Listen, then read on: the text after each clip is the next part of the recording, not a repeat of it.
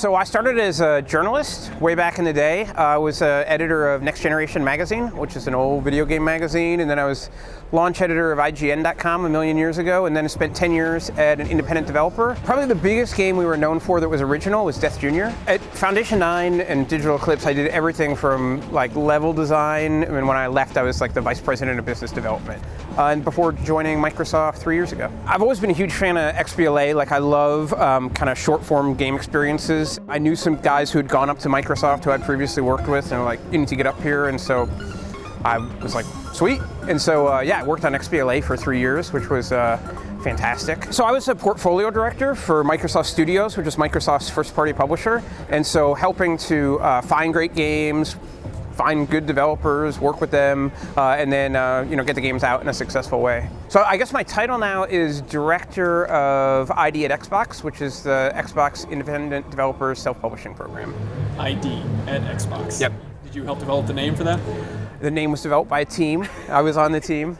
Basically what we're doing is we have put together a program that enables independent developers to self-publish digital games on Xbox One. So they get in touch with us. There's a process where they become kind of a registered developer for Xbox One. We make sure they get a couple dev kits at no charge, and then they're kind of off to the races. So a registered developer just means that they have basically signed some forms and like gotten us to send them some dev kits. We're making the program available, and we're really excited about the games that developers are going to bring to us, right? And we're not out there saying like we're looking for this kind of game or that kind of game. We're saying like, hey, there's a lot of great ways onto Xbox. Whether, as a developer, whether it's going through a third-party publisher or going through first-party Microsoft Studios, and now we're kind of offering a third way, which is, if you want, self-publishing. So we're not really dictating the games, but we're really excited to see what kind of games are going to come through the program.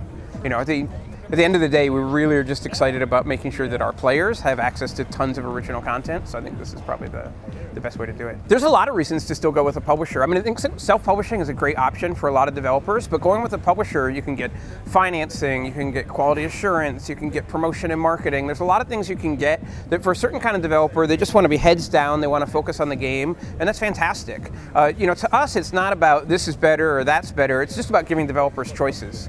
So some developers are going to choose to go with a publisher, which is great. I hope they go with Microsoft Studios. And some developers are going to choose to go with themselves, in which case, like, I'm there and our program is there to help them get through onto the platform super successfully. I mean, the program is really all about getting original content onto Xbox.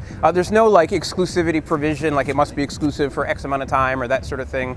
It's really, our focus is really just getting great original content though. We think that, that's what players want is original content, and we think that's what's going to kind of be the best for developers to get original content out there. We went out and talked to more than 50 different developers kind of on a big listening tour over the last 6-8 months, and really talking to them about, hey, what do you want in a program? What's important to you just as a developer in general? And one of the big answers we got back was discoverability. It's just hugely important.